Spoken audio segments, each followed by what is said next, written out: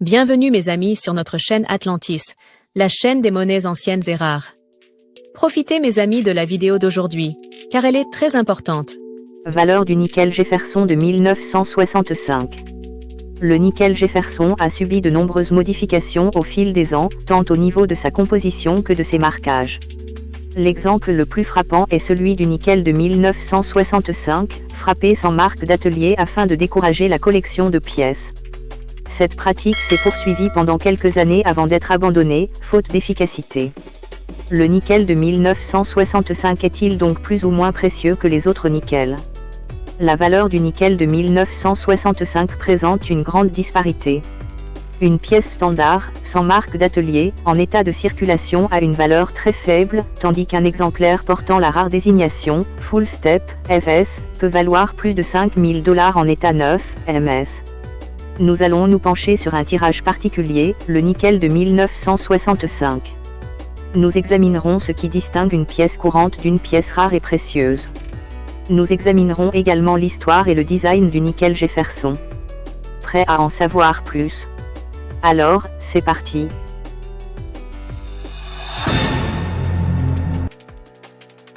Valeur du nickel Jefferson de 1965 sans marque d'atelier. Le nickel Jefferson de 1965 sans marque d'atelier marque le début de première des pièces sans marque d'atelier aux États-Unis. La loi monétaire de 1965 imposait en effet que toutes les pièces frappées entre 1965 et 1967 ne portent aucune marque d'atelier afin de dissuader les collectionneurs d'accumuler des pièces provenant d'ateliers spécifiques. Cette année-là, l'atelier de Philadelphie a produit à lui seul plus de 136 millions de nickel de circulation courante. Malgré leur grande quantité, ces pièces présentent généralement une qualité médiocre en raison de l'usure due à la circulation.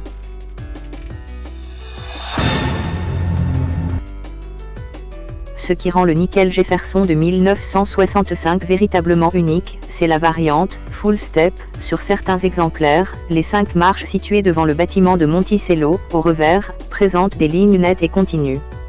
PCGS estime qu'il ne subsiste qu'environ 1000 exemplaires de cette variante, ce qui en fait l'une des pièces de collection les plus rares de cette année-là. La rareté des nickels, Full Step, à l'état de frappe exceptionnelle, s'explique par les variations de pression de frappe. La monnaie a d'abord frappé un petit nombre de pièces avec une pression plus élevée, produisant des détails nets, puis a réduit la pression pour prolonger la durée de vie des matrices, ce qui a entraîné la production en masse de millions de pièces aux détails flous et imprécis. Dans ces cas-là, un nickel de 1965 peut effectivement avoir une grande valeur jusqu'à plusieurs centaines, voire plusieurs milliers de dollars. On peut s'attendre à un prix d'environ $1450 pour un nickel MS67 en très bon état.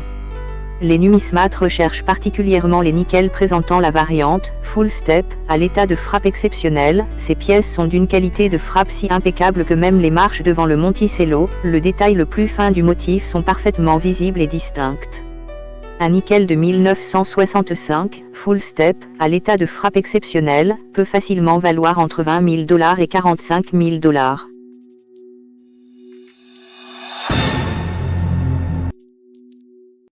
Valeur du nickel de 1965 à frappe spéciale SMS.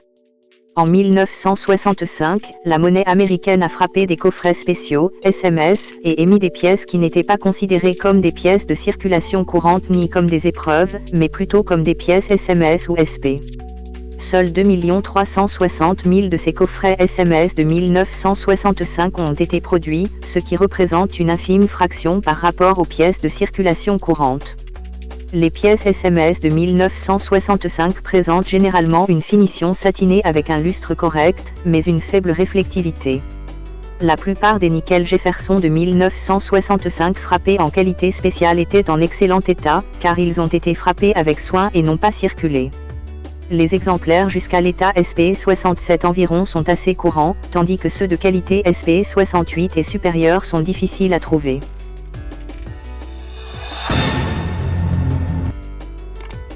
Les pièces des coffrets spéciaux produits par la monnaie entre 1965 et 1967 n'ont pas été frappées avec une marque d'atelier.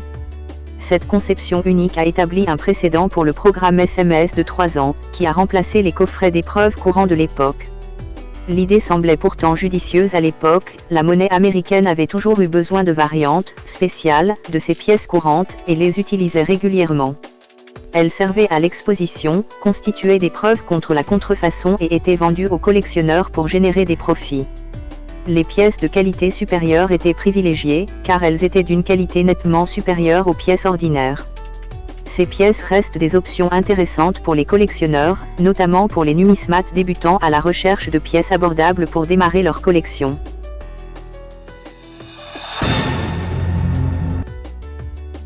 Nickel Décan de 1965, frappe spéciale SMS. L'appellation « Deep Cameo » exige un champ profondément poli miroir, combiné à un givrage important sur les éléments en relief. Trouver à la fois un miroir profond et un givrage important sur une même pièce représente un véritable défi. Les plus beaux exemplaires présentent non seulement un contraste, Deep Cameo, mais aussi une rareté exceptionnelle en termes d'état de conservation, sans la moindre marque de contact ni autre imperfection. Le record de vente aux enchères pour un exemplaire Deep Cameo est de $7050 pour un exemplaire SP67 Décan, vendu le 9 janvier 2013 chez Héritage Auctions.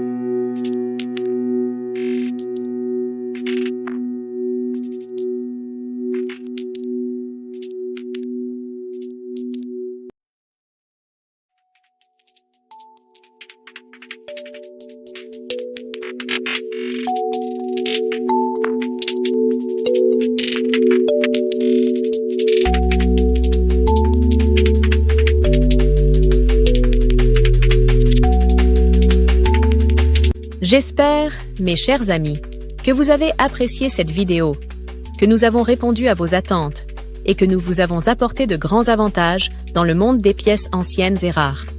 S'il vous plaît, mes amis, n'oubliez pas d'appuyer sur le bouton j'aime et activer la cloche pour que vous receviez toujours les nouveautés de notre chaîne. L'équipe d'Atlantis Channel vous remercie beaucoup de votre fidélité, mes amis bien-aimés.